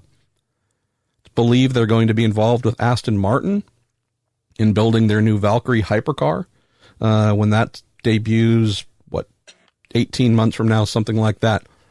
This is a group, Robin, based in Toronto that has so many talented race engineers, damper engineers. They own the dynamic suspension company. They are the dynamic suspension company. A lot of teams in IndyCar, I shouldn't say a lot, but a number of teams really like them, have used them for a long time. This is just a company where if we're talking, okay, we do this for a living, you can hire us, provided they agree, to be your engineering infrastructure, 100%, 50%. Tell us where you're lacking, where you think you need help. Is it damping? Is it overall vehicle dynamics? Is it aerodynamic? Is it simulation? Whatever it is, if there are areas where you are lacking and you can't find the people to come and work for you full-time to do it, we are here waiting to work to help get you to where you aren't right now. They're the ones that come to mind. So I don't know if the Foyt team has the money to hire them. I don't know what it would cost. I don't know if they've spoken with them. I don't know any of those things. But, Thomas, the one thing that comes to mind is Foyt is lacking because they do not have enough engineers, and they do not have enough, call it leading-edge engineers, to support a guy like Eric Cowden to overcome this vast, vast performance gap to the rest of the field. So how are you going to accelerate that? Well, if you can't hire friends, at least you can rent them. And that's effectively what Multimatic does. So my 2 cents would be talk to them, say, hey, come on in, assess everything that we do. Let's talk about the things we need to improve. How can you help us to get there as quickly as possible? That is how, in theory, an AJ Foyt Racing would be able to get back into a competitive situation. Because one thing is for sure, Robin, Tony Kanaan hasn't lost anything. He's not driving at 95%. He is driving harder than ever for no results. Well, yeah, I think the thing of it is that he had a good quote this year at COTA. He said, I'm not Scott Dixon on a road course, but I'm not 4 seconds slower than he is either. I mean, it's not the drivers, and they got some good people working there. They just don't have any direction right now. And I keep thinking, Scott Hunter came on, but he came on pretty late. So I think, he's probably got some ideas about who they could go after in the off season and your suggestion. So I think Larry's got to have to sit down and,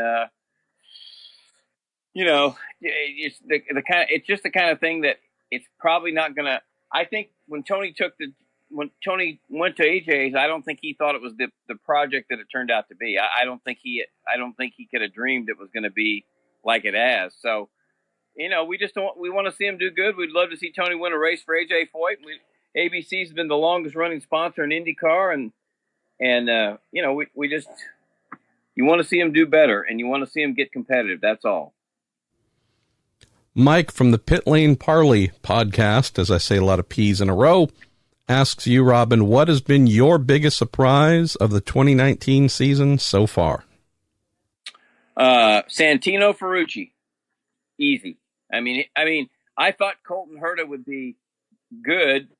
So I guess they should be coupled, both rookies, 1 and 1A. I thought Colton Herta he would be good, but he'd have a learning curve. He's just blown me away. He's just dazzling.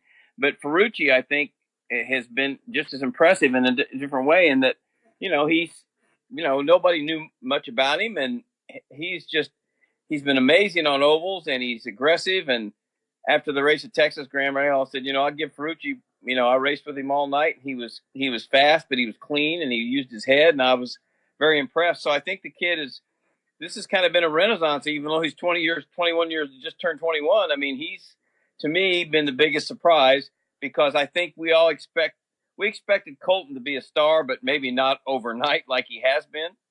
But I guess that would be my two surprises. And you look at the fact that this is just one of those things where you go, what?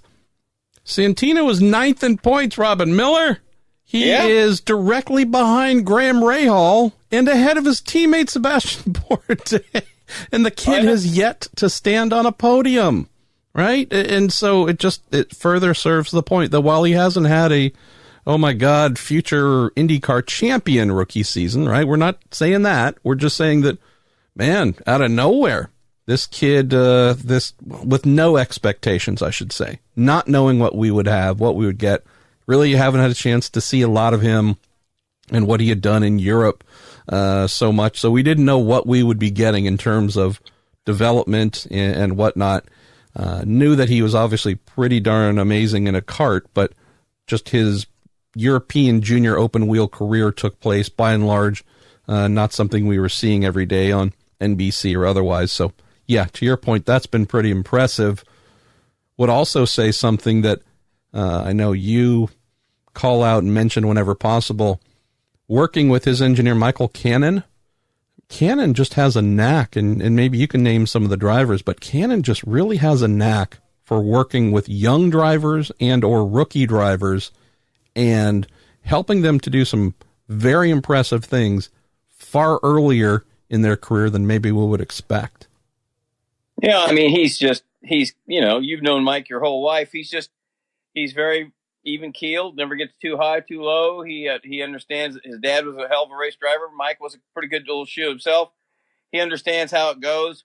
I just think about when AJ Allmendinger showed up at Forsyth's and he got paired with Michael Cannon, and they suddenly started winning races, and that's when Bourdais owned the series. That was probably one of the most impressive things I've ever seen. But I just think another guy that we should also give a shout out to is Marcus Ericsson. I mean, I think, he's not a rookie in the terms he had 5 years of Formula One experience, but he's a rookie in the IndyCar series. And I tell you what, he's had some really good runs this year and shown that, man, this guy might be here for a while and is certainly capable of maybe winning a couple races.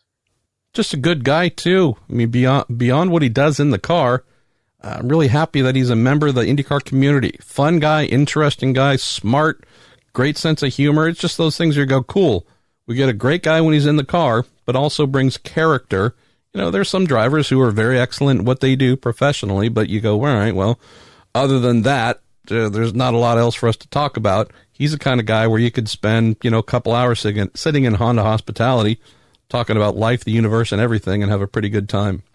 The other thing is, he appreciates the opportunity he's been given, and it's so refreshing to see a guy that never got to race for the last 5 years, except he raced his teammate and maybe one or two other cars that were 7 seconds behind the Mercedes. And now he's figured out, hey, I got a pretty good engineer. I got the same car and engine as everybody else.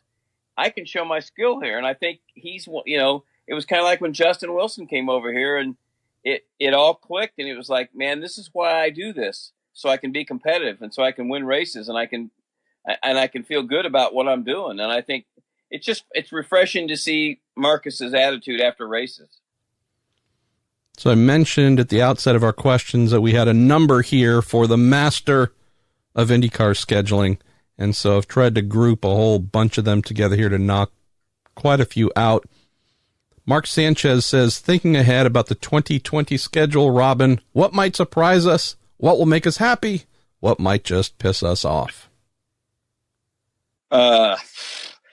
I don't think there's going to be, I don't know that there's going to be any, I think Richmond has a pretty good chance of joining the schedule.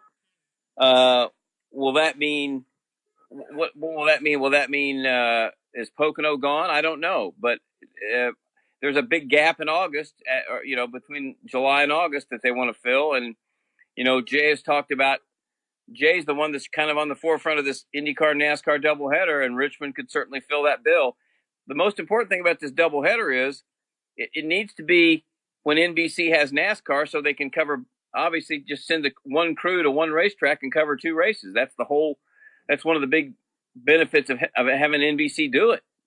So I think Richmond might be the only new track next year. Did I just hear you say you can't wait to do a NASCAR Monster Energy Sprint Cup or whatever the hell it's called, grid run? I think I just heard you say that. No. I couldn't hold a candle to Michael Waltrip. I'd just be honored to be in his presence. You could probably hold his beer. I think you'd appreciate that. Mark Curlin says something, raises a question that many folks have for this episode about Pocono. There was talk about Pocono being dropped from IndyCar a couple of years ago, and they decided to stick it out. Since then, the attendance has seemed to improve each year, although actual attendance numbers may not be published. Curious if you think Pocono might be on the clock after this year's event, if there's anything that needs to happen to make sure that it stays. Knows that ABC Supply has been an important piece of that from a sponsorship standpoint. Any thoughts on whether we might be headed to our last Pocono, or if there's something that might need to happen at this year's event to make sure it comes back? Well, I just think it's a question of, do both sides want to keep going? I mean, I think it's going to have to be I think between the two of them, do you want to keep going to Pocono? Do they want to keep having a race? I mean, there's only so much money, and even though there's so many open wheel fans in Pennsylvania, the crowds just haven't been very good. And I don't know. I think it remains to be seen as far as if Richmond being added to the schedule, does that mean that's the end of Pocono? I don't know. I think it's too early to tell. But I think I think Pocono's going to have, what they're going to have next year, or the year. Is it next year they're going to have 2 races in one weekend? I think that's the ticket for Cup. Yeah. Yeah. So maybe, they're going to try something different there, and maybe there's still room for an IndyCar race. I don't know. I think a 500-mile race of Pocono is insane with only 22 cars. I think it needs to be, I'd run twin 150s if I was going to try, and you're trying to get some people to show up at this race that used to go that don't go anymore and put some pizzazz back in it. You run 150 mile an hour and you take a break and you have a concert, and you have another 150 mile an hour, and you start the thing at 11 o'clock in the morning, and you just got to try and think of something. That's why Jay's idea about a NASCAR IndyCar doubleheader makes so much sense. We got to do something that's going to get people's attention, that people are going to maybe want to go try. And I think twin 150s at Pocono would be great. A couple sprint races like they used to do at Michigan. That'd be fine. Doug Knopp also asks about Pocono, and a few others inquiring as well about the thought of the IndyCar NASCAR double. Let's see, we'll go to Paul Davis, who says, neither the Indy GP or the Brickyard 400 are moving the needle for attendance or ratings. Could you add a Cup race to the Indy GP weekend? Or will a doubleheader have to wait till later in the year when NBC has Cups? I know you kind of addressed the last part, but I can't even imagine, Robin, that NASCAR would want to do a road race with IndyCar on a Saturday at the Speedway. Can you picture that? No, and we got enough races at the Speedway. We don't need any more races at the Indianapolis Motor Speedway. That's the last place we need a doubleheader. We need to go somewhere that needs to be propped up. Maybe Iowa. Maybe if Richmond comes along, would you run here's the thing. To me, NASCAR's best racing right now is Watkins Glen and Sonoma. I love watching them road course race. I mean, wouldn't that be cool to have could you have a doubleheader at a road course? I don't know. Maybe you could. Why not try it? Again, think outside the box. It's not whatever they're doing right now at a lot of these ovals. It's not working, whether it's NASCAR or IndyCar. So you got to try something. Just had a brilliant idea. Pick a road course. We're going to put concrete barriers down the exact center, the middle of the track all the way around. So the IndyCars would race in one direction. Cup would race the opposite direction. They could run at the same time. Okay, I need to stop drinking when I take my meds. I apologize. Stop drinking, yeah. Sorry. Let's see. Winston Penny says, with Eddie Gossage pumping up the dual IndyCar NASCAR weekend for Texas, do you guys think that will make IndyCar CEO Mark Miles move on the issue? He says, if it works, it could get IndyCar back to Michigan, Chicago, and Kentucky! Exclamation point. Oh, I don't think Mark. I've talked to Miles about doubleheaders for the last few months. He's not, I don't think he's against it as much as he wants to have both races on the same day, and I don't think any promoter wants to do that. The whole reason to have a doubleheader is to have two races on different days and grow the grow the revenue. And I just don't, I think Mark was concerned that, well, if we do that, then there's not going to be anybody there for the IndyCar race on Saturday night, and they're going to have a great crowd for Sunday for the NASCAR race. I don't think that's true at all. I think if you make the ticket prices reasonable and you do a good job of promoting, Gossage wants to, his idea was a World of Outlaws race on Thursday or Friday, Robbie Gordon's Truck Series, Legends cars. And then, you got to give these people right now when somebody goes to an oval, unless there's an Indy Lights race like at Gateway and the vintage cars, Gateway has something going on all the time. You go to Pocono, you watch the two-seater run around. I mean, you sit there for hours waiting on the race. I mean, you got to give these people more for their money. And I think that's why this NASCAR IndyCar doubleheader could work, but not in the same day. No chance. Let's go to Jordan Darwin. Guys, will we be seeing the Mrs. Pruett stickers on various cars at Road America this weekend? And that's actually Jordan's referencing pretty amazing surprise from last weekend's 24 Hours of Le Mans, where my friend Andy Blackmore, the graphic artist, and Graham Goodwin, my co-host for the Weekend Sports Cars, and also Ryan Smith, who does PR for the Corvette Racing Team, came up with a design and sticker and printed them, and about 15 of the 60-ish cars that competed, Robin, almost 25% of the field, carried some pretty cool little stickers supporting my wife. Just an encouraging message of support for her, which, I mean, just she was having to fight back tears after seeing that. Jordan, I honestly don't know. I would doubt it. I mean, I haven't heard of anything, but at the same time, I didn't hear anything about the plan they came up with for Le Mans. So who knows? Maybe this would be, I don't know. It'd be amazing if it happened, but yeah, there's no expectations for anything like that. Nathan Cook says, with a new car planned to come into the series in a couple years, what is the chance that they could design the car and engine with standing start capabilities? Well, the current car was designed with standing start capabilities, Nathan, and can do them and would be more than capable of continuing to do standing starts, which was introduced, was it 2013, Robin, when we had our first double headers, I think? The first one was at Toronto. I mean, I was there for it. I'm just trying to remember. But so, yeah, that was the first standing start, and we did a bunch of them. Houston was another one. Detroit, I think, was another. So I think Long Beach might have been the first one. I really do.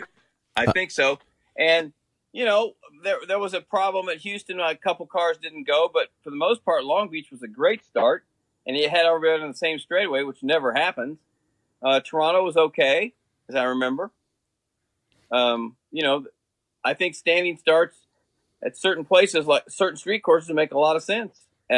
Just like self-starters. But you've explained that a million times in the mailbag, why that never happened. Well, but this also comes back to your point you just made about try something different. It might come across as a gimmick. If you're a fan of Formula One, the only thing you know is a standing start. So IndyCar tried it, went away from it. That was a different regime, right? That was under Randy Bernard's days.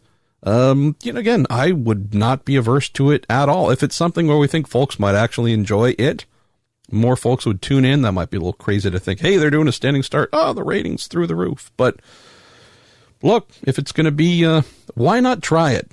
I can't think of too many negatives, but I'm sure the others will fill us in on the negatives. Let's go to our pal Ralph Hibbard. He says, read between the lines that Porsche and BMW will not be an engine supplier in IndyCar, but he says it's getting late in the game, and has anyone else been thinking about it? Do know, Ralph, that there are others thinking about it, but we still do not have the gonna do it part. So I wish I had more news to offer here. Steve Hunt says, Marshall, whatever happened to that, quote, slam dunk manufacturer joining the series? I said on a podcast however long ago, there's a slam, I guess what we thought was going to be a slam dunk. He says, best of luck to you and your wife. Well, that slam dunk was Porsche. There was a feeling, more than a feeling. Isn't that a song from Boston? I believe so. It is. There was a definite belief, Steve, that Porsche was a done deal, was going to be a done deal. Now, I don't mean done as in contract signed, but everything pointing in the direction of that being done. I have heard that even to the point of thinking on when and where the announcement would be made. And in general, you don't start thinking about those things unless you definitely believe that is where things are headed. And so from, again, what I had heard from some pretty good sources, I think you heard from those same sources as well, Robin, the discussions had gone so well, there were tentative plans to announce this to the world a month ago in May. And so that obviously went sideways, but I feel bad for saying it was a slam dunk because I think I might, through my own dumb mouth talking, might have set expectations too high, but I can say I was not overstating or overplaying things. That's indeed the level of advanced conversations as they were presented. So I don't know, going back to Ralph's question, of any other manufacturer that would even remotely be classified as a, quote, slam dunk. But yeah, we are at a point where I don't think you want to get too much farther into the year without having a manufacturer saying, yes, Robin. You know, if we're talking, what I'm trying to think, back in 2011, was it? No, 2010. Jesus, my brain's farting. Was it 2010? I think it was 2010, October-ish, November-ish, when Chevy announced it would be returning with the new twin turbo or turbocharged V6 formula for 2012. So that would have been late in 2010 when they announced that. Then spent 2011 designing and then building and then testing. Honda the same thing. And what was it? I think August or so of 2011 when the new, it's either August, I think it was August, right after the Mid-Ohio race, where the Dallara DW12 prototype with a Honda engine tested with Brian Herta Autosport running it and Dan Weldon driving it. So just from a timeline standpoint, I don't know if, since we're talking about a 2021 engine, Robin, if we just use the last timeline, I don't know if we'd want to wait till much beyond, the last quarter of 2019 for an new auto manufacturer to say we're in, because the last timeline had, kind of that working out as the best way to go forward. Any thoughts for you as for how late a manufacturer might want to wait to build an engine, knowing that you are Racer.com's technical expert? Yeah, you know me. I just think, it's almost too late now, right? I mean, it really is. So, it's not the end of the world if they don't get a third one. It'd be nice to have a third one that was a big hitter, like Porsche would have been phenomenal, because then you could split 24 cars, everybody to have 8 cars, and you could, more money, more marketing, more promotion in the series. I mean, that's. But I think Jay he's never given up this search for it, but he's always been very, very careful about, he's always said, well, we're close, or we've been talking, it's looking good, but he's never said, yeah, it's a done deal or anything like that, because he knows how tenuous it is. I actually feel bad raising the topic with Jay these days, because whenever I do, it just gives me that look like, come on, man.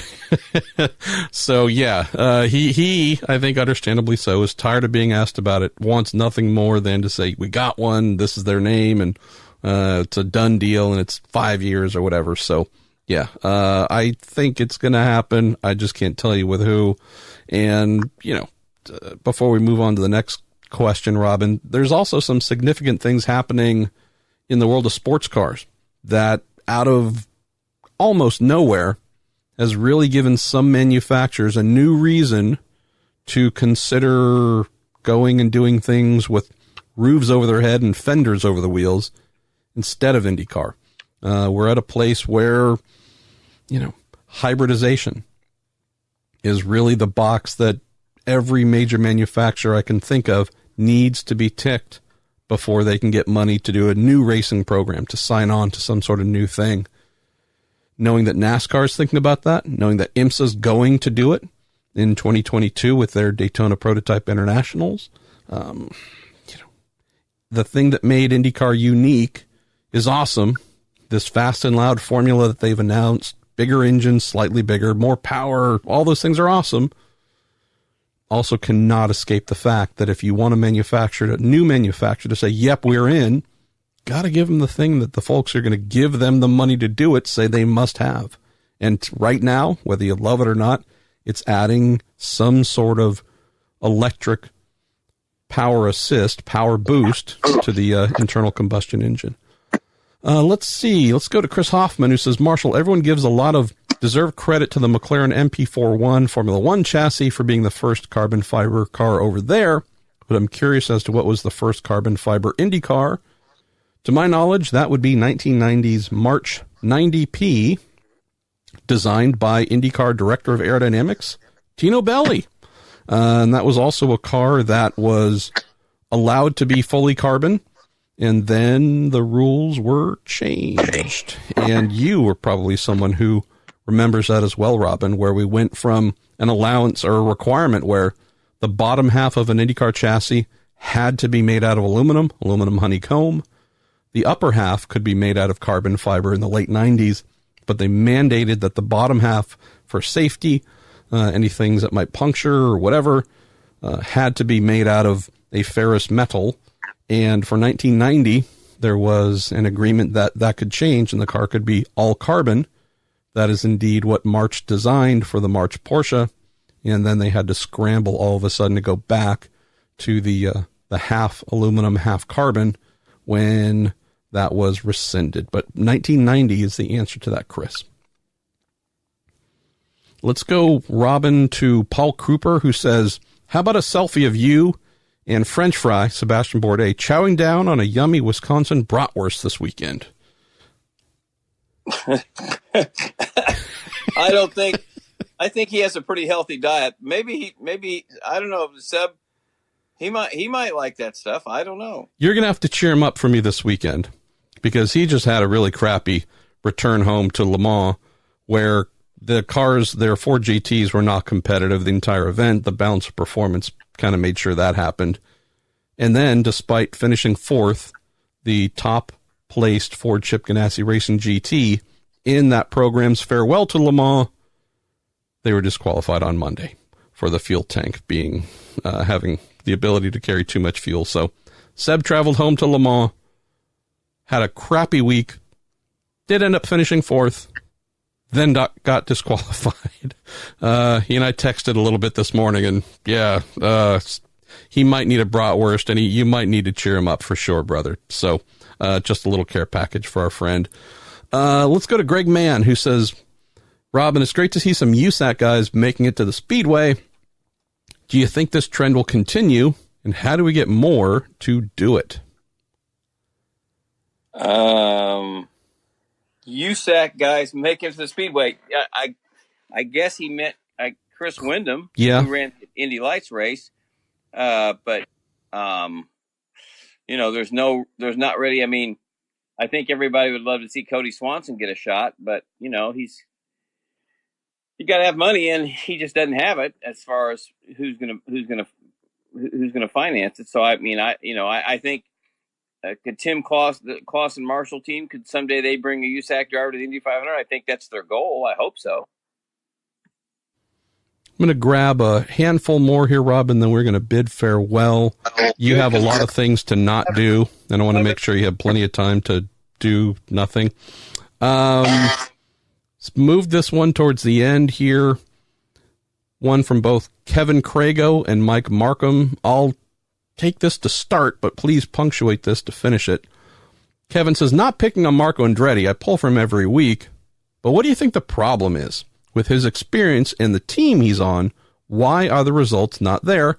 And Mike Markham says, I'm a big Marco Andretti fan, but I cannot figure out why he doesn't finish up front more often. Good equipment, he's passionate, and he showed talent from a young age. What do you think the issue is? This is the exact thing I've tried to write about in this driver thing I'm putting together. Will Power and Marco Andretti are the same exact guy, but with very different results. They are the very same in the sense that the natural talent between the two of them, no question, phenomenal natural talent possessed by the two. Both of them, throughout their career, have struggled to connect with it every single weekend, and then to get everything out of themselves, to show, demonstrate, really make use of 100% of that immense natural talent every weekend. Will Power, Marco Andretti, same exact guy. The difference between the two of them, though, is while they both have the same inner struggle, it's strictly mental.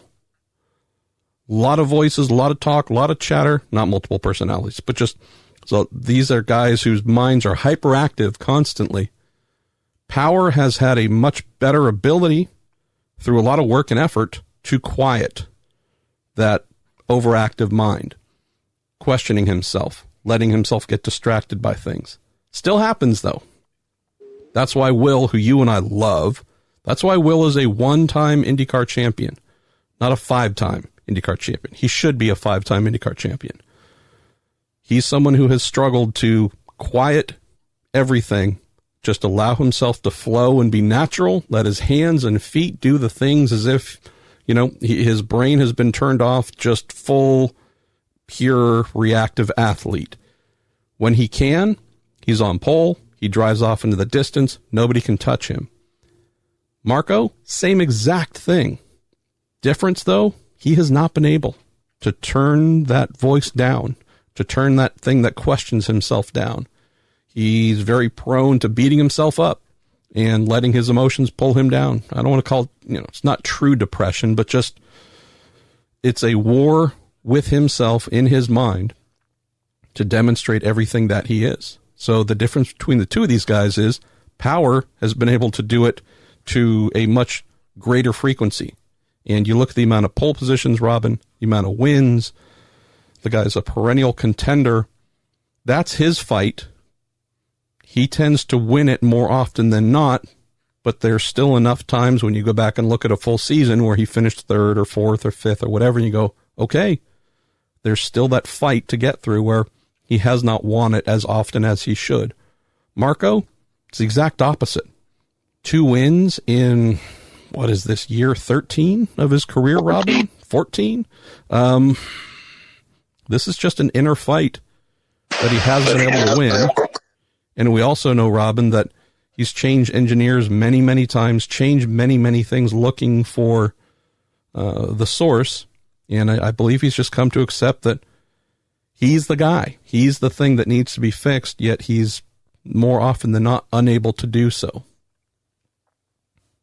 Well, I just think, to me, Will Power is hungry and Marco's not. That's the biggest difference. Always has been. Well, that's a very succinct way of putting it. No, I just don't think. I like Marco. I think he's got talent, but 14 years in, it's the same story every week. I mean, at least the questions I get, I don't even answer them anymore. What are you going to say? What can you say? I don't know what the answer is. His teammates are kicking his ass every week. So who's to blame and what's going on? I don't know. I don't know that anybody can tell you except maybe him. My biggest concern this year is actually not for Marco on his team. It's actually for his new engineer, Mark Bryant, who was Pato Awards engineer last year in Indy Lights. Young kid from New Zealand, brought him over from the V8 Supercar Series. I think Bryant has an absolute chance to be the next Ben Bretzman, Chris Simmons, name whichever championship, amazing pedigree type race engineer. My concern here is in his first year in IndyCar as a race engineer, just getting pummeled every week. And when the car isn't fast and you have a driver who's constantly complaining about its shortcomings, just saying, man, whether you're a rookie driver or a rookie engineer, those things can definitely screw you up a bit. So I'm hoping that Marco's inner struggles are not something that actually sets back Mark career-wise, because if you were to put Mark with name any other driver, I bet, quality driver, I bet you they'd be a top 5 proposition, because that's how good he's shown to be working with Pato last year. He was actually, there was hopes that the two of them would work together in some capacity this year. Didn't turn out that way, but I think that could have been pretty amazing if Pato had been able to work with Harding Steinbrenner and continue with Mark Bryant. Yeah, that'd be a pretty amazing thing. All right, couple more questions here. Mike Jablo says, Robin, on Sunday I went to the Milwaukee Mile, mainly for the Vintage IndyCar Registry event put on by our mutual friend. Mike, let's see. He says, the primary event was the ARCA Midwest Tour and had several supporting stock car and truck races. He says, on a cold and windy Father's Day, they had quite a crowd, and we will be back next year. If a promoter like Track Enterprises can hold a successful event with lower tier series at the Mile, why can't IndyCar? It's a good question. Well, I mean, you got to pay a sanction fee. You better have a big time sponsor if you're going to have an oval track race, and you better draw 20,000 people to break even. And Milwaukee used to be the bastion of IndyCar racing for 100 years, and it was the week after Indy. And if it was still the week after Indy, it might have a chance, because I think ABC Supply would jump on there and be the title sponsor like they were. But, Bob Sargent, bless his heart, he's trying to keep that thing going. So good luck. I'm glad to hear they had a decent crowd. It's just that what do you call it? What's a respectable crowd? What's a decent crowd? And what's a crowd that can make you either break even or make a little money and you don't lose your shirt? It's 3 different things. So don't know. All right, couple to close here. Patrick Wethington says, do you guys think there's any chance Simona Di Silvestro can come back to IndyCar where she was popular and respected? Patrick says, I'm afraid she is damaging her reputation. With the poor showings in the Australian Supercar Series, she isn't with a very good team and doesn't seem to be making much progress. I would like to see her get some more opportunities, maybe with a Michael Shank. She also appears to be trying to get back into Formula E. So we get this question, once a month, every couple months, Robin. And I love it because you and I both had a serious passion for Simona Di Silvestro as a race car driver. Do you think, this is a theory, do you think one of the reasons she's not getting a call from pick whomever, Roger Penske, Chip Ganassi, so on, is that when she was here, she drove for a smaller team. That team, her manager then, Imran Safiullah, he and I had a good relationship, but he wasn't known for being the warmest, nation-building, friendliest guy walking around. Hey, Chip, let's go have lunch and become friends, and hey, let me tell you about my driver. I wonder if her time spent in IndyCar, Robin, where she really wasn't someone who was out, just walking and talking and socializing with other team owners, the fact that her manager was someone who was really fiercely protective of her as a client and as a property to manage. I wonder if some of those things have had any effect, since we know that there are a lot of fast drivers in the world. She's certainly one of them, but not the only. Sometimes maybe the reason other teams haven't come calling is because maybe there just wasn't enough of a relationship built for them to feel like they actually know who she is. I'm not sure some of these owners even knew who she was, even if they paid attention. I mean, she run third to Kanaan once at St. Pete, and she had quick time once at Edmonton in her qualifying session. And, she never drove a frontline car, but you could tell that she was probably the best female road racer we've ever had in IndyCar. So I just think she was kind of quiet and bashful, and he wasn't very well liked, and it was a bad combination. Daniel Neese asks, he says, we're sure we've discussed this before, but thoughts on the current situation with Indy Lights? Feel that it isn't getting the recognition and support it deserves. Yeah, I mean, look, we just had a whole bunch of really good drivers exit the series at the end of 2018 to come up to IndyCar. We've had a couple of good drivers hang over. We've had a couple come up like Oliver Askew. Robert McGinnis is doing well there. We'll just say, Daniel, we're definitely in a situation where Indy Lights specifically, they've done some cost-saving things.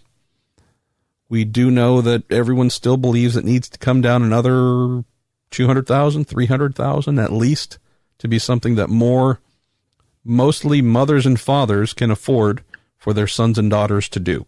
So I don't think it lacks recognition. I think lots of folks know it's awesome. The road to Indy is the absolute way to go. But Indy Lights specifically, with the car counts not being as high as they are, it's just not as affordable as it needs to be. That's not saying the costs are crazy insane in any era. Just saying that for where the market is today, there still needs to be a significant reduction to get more folks to say, yes, those costs are palatable. We will be in. All right, got two more questions. Well, you better have, because we've almost been on here for 2 hours. I got 11% of my battery, so talk fast, brother. Oh, no, I'm going to talk slow so it dies. Steve, at 3D Steve, says, would IndyCar race on a track like Trenton Speedway today? Well, yeah, I mean, if it wasn't a shopping mall and you still had a grandstand and you still had a promoter like, I can't think of his name, but I mean, I'm sure. I mean, it was a staple of the IndyCar series for a long time, and it was a hell of a racetrack. It's just it was our kind of our East Coast bastion before Pocono came along. And we will close with Kevin Frederico, who has sent this to me via DM a couple of times. He may have sent this to you to the mailbag. You may have even answered it on the mailbag. I don't know. But Kevin sent it enough time where we're going to go ahead and cover this off for sure. He says, hey, guys, I have an idea to help bring up attendance and a new tradition for the Indy Grand Prix.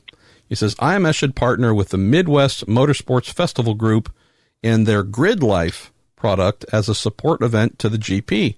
He says that series is growing and continues to expand. It'd be cool to see top-level North American time attack cars do battle on the IMS road course, having pro drifters do demos in Turn 1 as well as Touring Car Cup Series and HPDE runs. Also sprinkle in some live artists, music performances, and vendors. Overall, it'd be cool to expose Grid Life fans to IndyCar during the Indy GP weekend and vice versa. He says the GP needs to find an angle, and IndyCar in general needs to tap into this grassroots fan base that loves speed, and then IndyCar can do demo runs for Grid Life fans and set up shop to engage them as well. I love this idea, and I love it because what's the big concern you and I have, Robin? It's that 10 years, 20 years from now, we're not going to have much of motor racing left because it's an old-timey thing, and all the decline in ratings, and the decline in new auto sales, all the generic things that are mentioned. Millennials don't buy cars anymore. They just Uber themselves everywhere. All these things are going to conspire to make motor racing a thing of the past. You and I aren't going to have jobs. What's there to report on if there's no racing series, etc.? Well, the Grid Life thing, grassroots in every way, is just truly something that's fostering new fans of people in motor racing vehicles, street cars or otherwise, coming to a track, coming to an event, just to celebrate, learn, get fully kind of stuck in. You have other things too. The SCCA has some grassroots stuff as well, trying to invite folks out to the track, get a feel for this stuff, build new fans of speed and sport and competition. Do you have any feel, Robin, as to whether our friends at IndyCar recognize that maybe building bigger fans, bigger audience, better TV ratings, it's not necessarily just about promoting, come see our cars go really fast, but maybe we should think about engaging some more of these grassroots organizations that have pretty good followings and turnouts to come be a part of the IndyCar full pro level world, and maybe there'll be a little bit of cross promotion and cross love to help maybe make new IndyCar fans too. Well, I've never heard of it, so I'll take your word for it that it's popular and young people like it. So the more people you get interested that don't care now, the better. I just don't think it makes any difference what you run at the Speedway on the road course. People go to the Indianapolis Motor Speedway to watch the Indy 500, period, paragraph. They don't care about road racing. They don't care about NASCAR racing. They don't care about MotoGP. They don't care about Red Bull racing. They don't care about BMW. It's the Indy 500, period. Well, how's that for being an asshole? I was a little disappointed. We got to the end of the show before we actually saw the true Robin Miller come out. Kev, I love the idea. I do think there's absolute merit to it. Maybe, though, since the Indy GP, as Robin mentioned, I mean, you and I have been to all 5 of them, 6 of them, however many they've been. It is what it is, to use Juan Montoya's favorite expression. I don't foresee it really growing and becoming much more than what it is. It's relatively inexpensive to run. They own the joint. They can put it on. It adds another event to the calendar. All those things. But I do like the idea of just using it maybe to, bring more folks out to see what we do in IndyCar and hopefully make new fans of them. But, maybe there's some other events too. What I'd rather hear, if something like this were to happen, is IndyCar and Grid Life and SCCA and NASA and whomever else are going to partner to have something like this at almost every race, where everywhere we go, there's a true hardcore effort to connect with grassroots racing and, similar kind of automotive racing lifestyle events. That to me is something where, IndyCar should not be too humble to think that having folks who don't know a thing about IndyCar but are having burgeoning interests in something like this, don't wait for them to spend years to figure out what we are, where we are, what we do.